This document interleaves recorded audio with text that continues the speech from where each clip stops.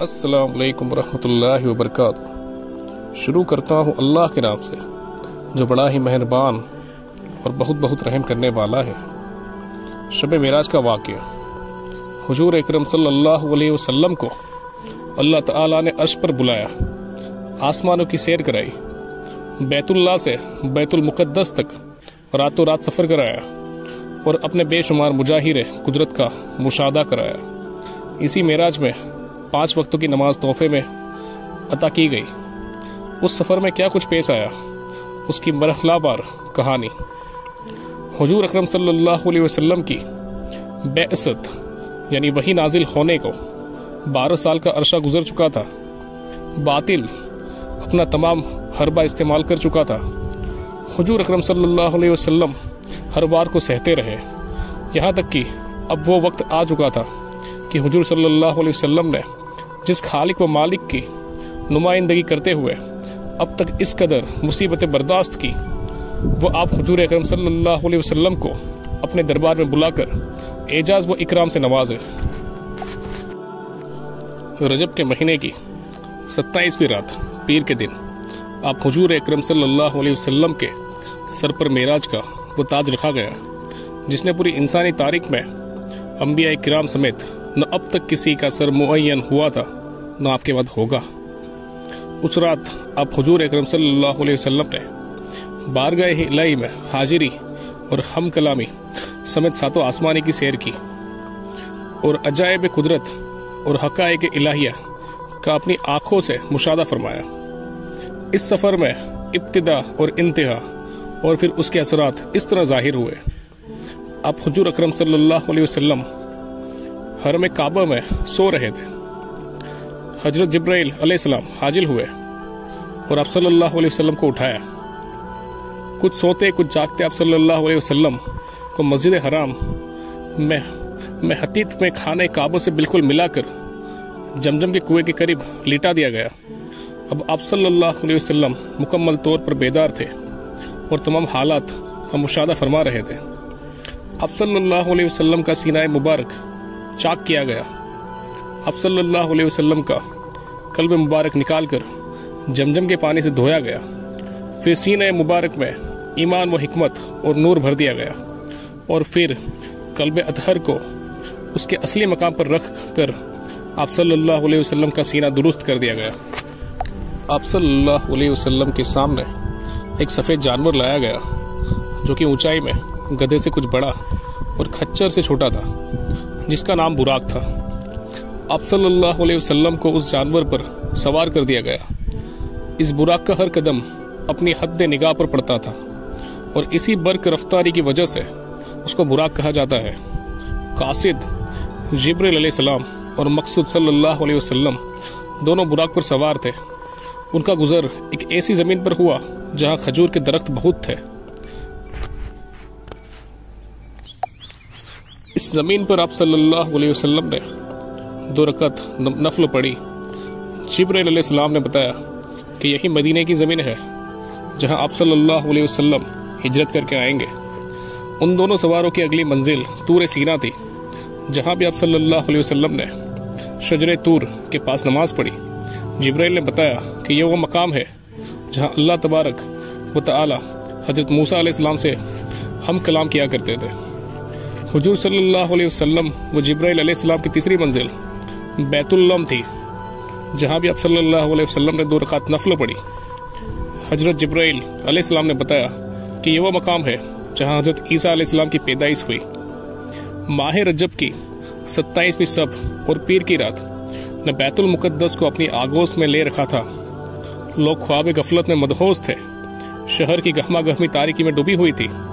چاروں طرف سناٹا چھایا ہوا تھا، لیکن مسجد اقصی کے اندرونی و باہری حصے نہایت خوبصورت اور پروکار چہرے والے بزرگوں سے بھرے ہوئے تھے۔ یہ سب بزرگ صفے باندھے کسی کے انتظار میں تھے۔ اسی اثنا میں فضا کی تاریک پہنیوں سے ایک عجیب و غریب سواری اترتی ہوئی نظر آتی ہے، جس پر منور صورتوں والے 2 سوار موجود ہیں۔ حضور صلی اللہ علیہ وسلم اور جبرائیل آمین علیہ السلام سواری سے اتر کر مسجد اقصی میں داخل ہوئے۔ نمازوں کی صفیں تیار تھی، ہاں امام کی جگہ خالی تھی۔ لوگ منتظر ہے کہ امام آگے بڑھے اور نماز شروع ہو۔ اتنے میں براق پر آنے والے 2 سوار میں سے ایک کے ساتھی نے اس کا ہاتھ پکڑا، آگے بڑھایا اور کہا، یا محمد صلی اللہ علیہ وسلم نماز پڑھائیے۔ محمد صلی اللہ علیہ وسلم امام الانبیاء ہے، شروع سے لے کر اب تک آنے والے تمام انبیاء کے مقتدی ہے۔ مسجد اقصی کو یہ شرف حاصل ہے کہ انبیاء کرام کے اجتماعی اس سرزمین پر ہوا اور یہاں پر نماز پڑھی گئی جو اجل سے ابد تک امام اور مقتدی کے لحاظ سے اپنی نوعیت کی سب سے انوکھی نماز ہے۔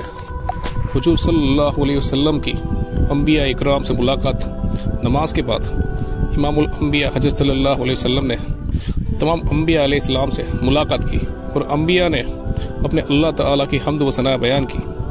انبیاء بنے اس مجمع سے حضرت ابراہیم خلیل اللہ علیہ السلام نے خطاب کرتے ہوئے فرمایا کہ تمام تعریف اللہ کے لیے ہے جس نے مجھے خلیل بنایا اور مجھ کو ملک عظیم عطا فرمایا۔ حضرت موسیٰ علیہ السلام نے فرمایا، تمام تعریف اللہ کے لیے ہے جس نے مجھ سے کلام کیا، مجھ کو برگزیدہ بنایا، مجھ پر توریت نازل فرمائی اور فرعون کو ہلاکت اور بنی اسرائیل کو نجات میرے ہاتھ پر ظاہر فرمائی۔ حضرت داؤد علیہ السلام نے فرمایا، تمام تعریف اللہ کے لیے ہے جس نے مجھ کو ملک عظیم عطا فرمایا اور مجھے جبور کا علم نصیب فرمایا اور میرے لیے لوہے کو نرم کیا اور میرے لیے پہاڑوں اور پرندوں کو مسخر کیا کہ وہ میرے ساتھ تسبیح کرتے ہیں۔ حضرت سلیمان علیہ السلام نے فرمایا، تمام تعریف اللہ کے لیے ہے جس نے میرے لیے وہاں کو مسخر کیا اور شیطانوں کو بھی مسخر کیا کہ جو چیز میں چاہتا تھا وہ بناتے تھے، اور مجھ کو پرندوں کی بولی کا علم دیا اور میرے لیے شیاطین اور انسان اور جن کے لشکروں کو مسخر کیا اور مجھ کو ایسی سلطنت بخشی کہ میرے بعد کسی کے لیے شیان شان نہ ہوگی۔ حضرت عیسیٰ علیہ السلام نے فرمایا، تمام حمدیں اس خدائے بزرگ و برکت کے لیے جس نے مجھے اپنا کلمہ بنایا اور حضرت آدم علیہ السلام کی طرح بنا دیا اور مجھ کو حکمت، توریت اور انجیل کا علم دیا اور مجھ کو ایسا بنایا کہ میں مٹی سے پرندے کی شکل بنا کر اس میں پھونک مارتا تو وہ اللہ کے حکم سے پرندہ بن جاتا، اور مجھ کو بنایا کہ میں اللہ کے حکم سے مادر زاد اندھے کو آنکھ والا اور کوڑی کو اچھا کر دیتا تھا۔ مجھ کو پاک کیا اور مجھے اور میری والدہ کو شیطان سے پناہ دی۔ شب معراج پھر آخر میں حضور صلی اللہ علیہ وسلم نے فرمایا، آپ سب نے اپنے رب کی ثنا کی، اب میں بھی اپنے رب کی حمد و ثنا کرتا ہوں۔ تمام تعریف اللہ تعالیٰ کے لیے جس نے مجھ کو رحمت للعالمین اور تمام عالم کے لیے بشیر و نذیر بنا کر بھیجا، مجھ پر فرقان یعنی قرآن مجید نازل کیا جس میں ہر عمر کا بیان ہے، اور میری امت کو بہترین امت بنایا کہ لوگوں کے فائدے کے لیے پیدا کیا، اور میری امت کو امت عدلیہ بنایا، اور میری امت کو ایسا بنایا کہ وہ اول بھی ہے اور آخر بھی ہے۔ جب آپ صلی اللہ علیہ وسلم اور جبرائیل امین علیہ السلام مسجد سے باہر نکلے تو جبرائیل علیہ السلام نے ایک پیالہ دودھ کا اور ایک پیالہ شراب کا آپ صلی اللہ علیہ وسلم کے سامنے رکھا۔ آپ صلی اللہ علیہ وسلم نے دودھ والے پیالے کو تک فرمایا۔ جبرائیل امین نے فرمایا کہ آپ صلی اللہ علیہ وسلم نے فطرت کو اختیار فرمایا۔ مسجد اقصی سے نکلتے وقت جنت سے ایک سیڑھی لائی گئی، اس سیڑھی کے ذریعے آپ صلی اللہ علیہ وسلم پہلے آسمان پر پہنچے، پھر وہ سیڑھی آسمان پر رکھی گئی تو آپ صلی اللہ علیہ وسلم دوسرے آسمان پر پہنچے، اور اسی طرح درجہ بدرجہ 7ویں آسمان۔ بیت المقدس کے معاملات سے فارغ ہونے کے بعد پیارے پیارے آقا محمد مصطفیٰ نے آسمان کی طرف سفر شروع فرمایا اور ہر بلندی کو پست فرماتے ہوئے تیزی سے آسمان کی طرف بڑھے چلے گئے۔ آن کی آن میں پہلا آسمان آ گیا۔ روایت میں ہے کہ اب محمد مصطفیٰ صلی اللہ علیہ وسلم ایک دروازے پر تشریف لائے جسے باب الحفظ کہا جاتا ہے۔ اس پر اسماعیل نامی ایک فرشتہ مقرر ہے۔ حضرت جبرائیل نے دروازہ کھلوانا چاہا، پوچھا گیا کون ہے؟ حضرت جبرائیل آمین نے جواب دیا، میں جبرائیل ہوں۔ پوچھا گیا آپ کے ساتھ کون ہے؟ جواب دیا محمد مصطفیٰ صلی اللہ علیہ وسلم ہے۔ پوچھا گیا کیا انہیں بلایا گیا ہے؟ جواب دیا ہاں۔ اس پر کہا گیا یعنی خوش آمدید، کہیں اچھا آنے والا ہے۔ پھر دروازہ کھول دیا گیا۔ جب آپ محمد مصطفیٰ دروازے سے گزر کر آسمان کے اوپر تشریف لائے تو دیکھا کہ حضرت آدم تشریف فرما رہے ہیں۔ حضرت جبرائیل نے عرض کیا یہ آپ محمد مصطفیٰ کے والد حضرت آدم ہے۔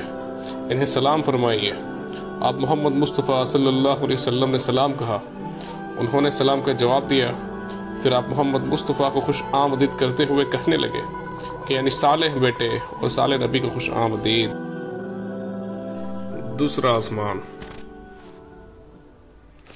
اس کے بعد پیارے آقا محمد مصطفیٰ نے دوسرے آسمان کی طرف سفر شروع فرمایا۔ آن کے آن میں دوسرا آسمان بھی آ گیا اور یہاں بھی وہی معاملہ پیش آیا۔ حضرت جبرائیل نے دروازہ کھلوانا چاہا، پوچھا گیا کون ہے؟ حضرت جبریل آمین نے جواب دیا، میں جبریل ہوں۔ پوچھا گیا آپ کے ساتھ کون ہے؟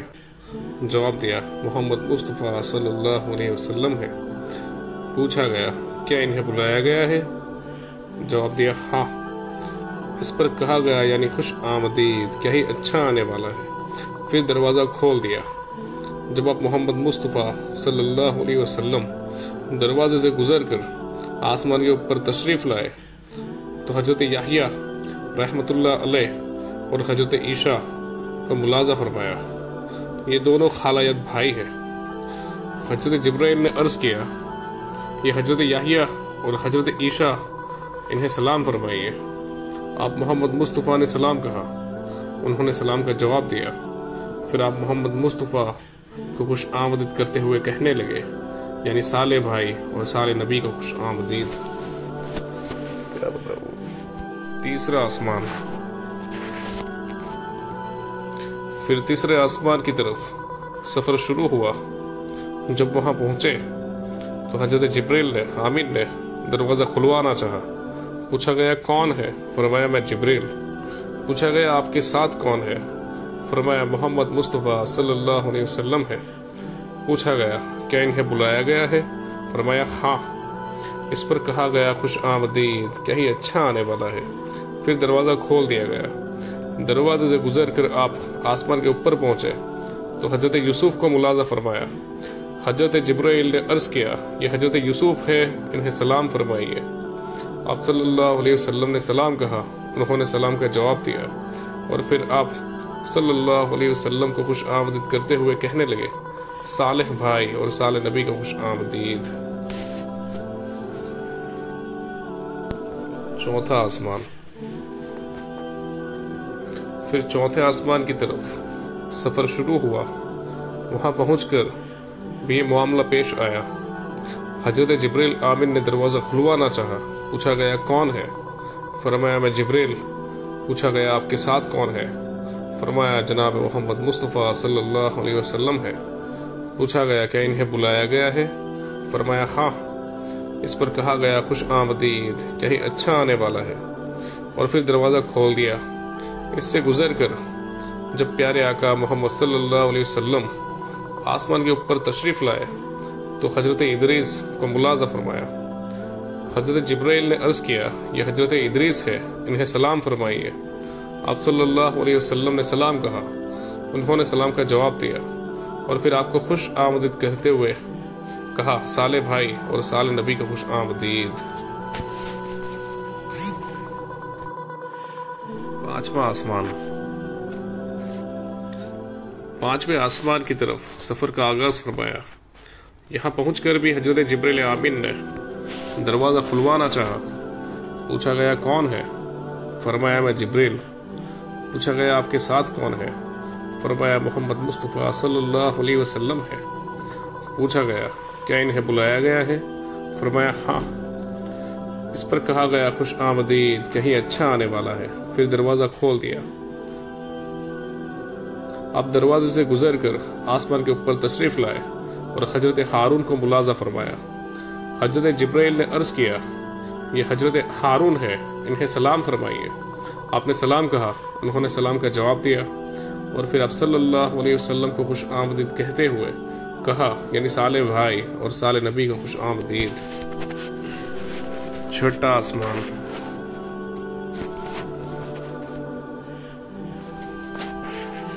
پانچویں آسمان پر حضرت سیدنا ہارون سے ملاقات فرمانے کے بعد پیارے آقا میٹھے مصطفیٰ صلی اللہ علیہ وسلم چھٹے آسمان کی طرف تشریف لے گئے۔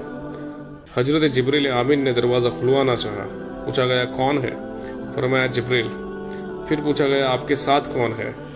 فرمایا محمد مصطفیٰ صلی اللہ علیہ وسلم ہے۔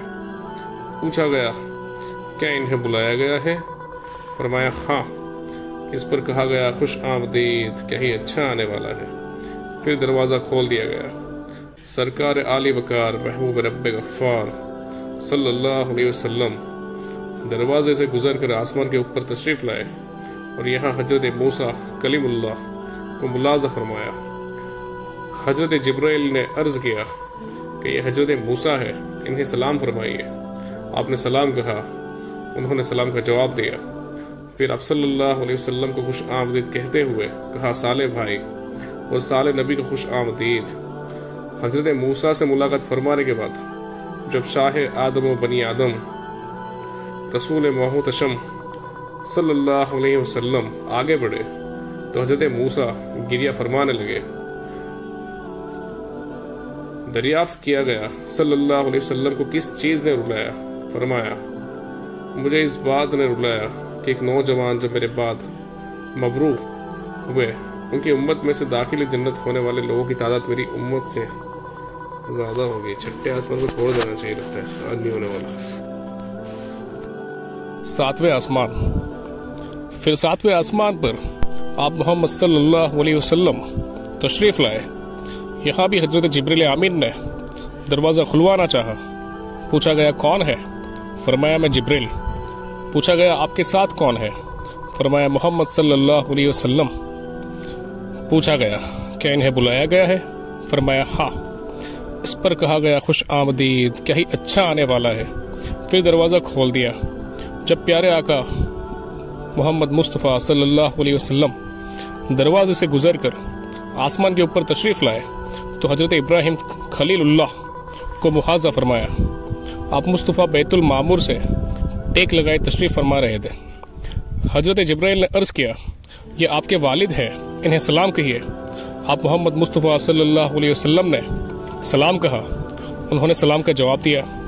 پھر آپ کو خوش آمدید کہتے ہوئے کہا صالح بیٹے اور صالح نبی کو خوش آمدید۔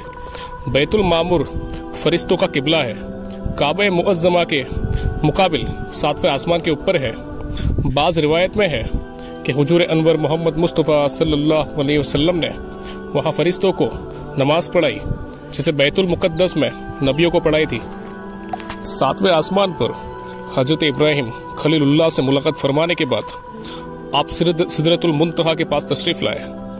یہ ایک نورانی بیری کا درخت ہے جس کی جڑ چھٹے آسمان پر اور شاخیں ساتویں آسمان کے اوپر ہے۔ اس کے پھل مقام حجر کے مٹکوں کی طرح بڑے بڑے اور پتے ہاتھی کے کانوں کی طرح ہے۔ حضرت جبرائیل نے عرض کیا یہ سدرۃ المنتہا ہے۔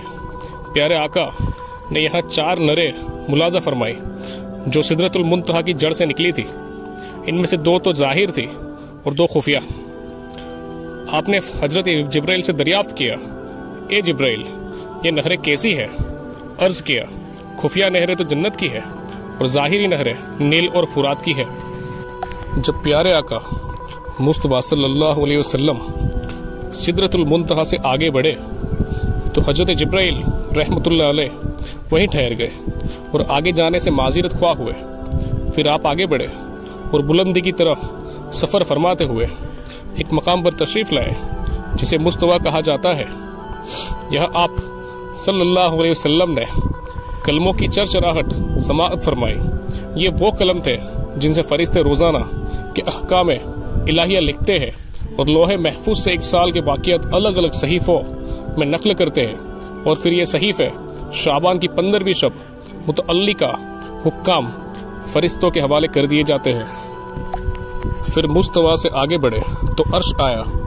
آپ محمد مصطفیٰ اس سے بھی اوپر تشریف لائے اور پھر وہاں پہنچے جہاں خود کہاں اور کب بھی ختم ہو چکے تھے، کیونکہ یہ الفاظ جگہ اور زمانے کے لیے بولے جاتے ہیں، اور جہاں ہمارے حضور انور محمد مصطفیٰ رونق افروز ہوئے وہاں جگہ بھی نہ تھی اور نہ زمانہ تھا۔ اس وجہ سے اسے لام کا کہا جاتا ہے۔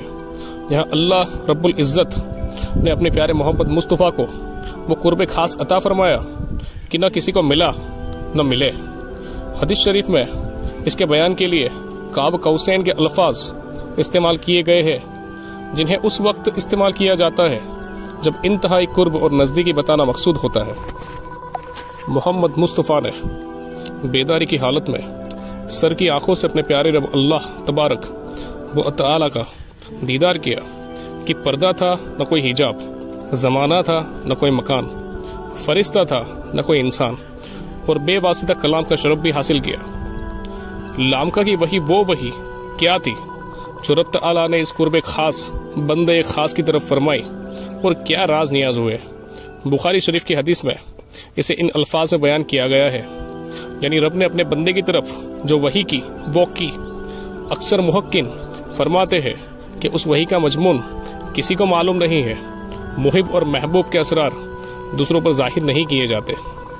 اگر خدا کو ان کا اظہار مقصود ہوتا تو خود ہی بیان فرما دیتے۔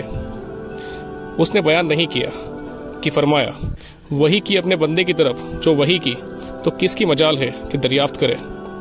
بہرحال مختصر طور پر اتنا کہا جا سکتا ہے کہ دین و دنیا کی جسمانی و روحانی، ظاہری و باطنی نعمتوں اور علوم و معارف جو کچھ بھی اللہ اپنے حبیب محمد مصطفیٰ صلی اللہ علیہ وسلم کو اپنی حکمت کے مطابق عطا فرمانا چاہتا تھا، وہ سب کچھ شب معراج کو عطا فرما دیا۔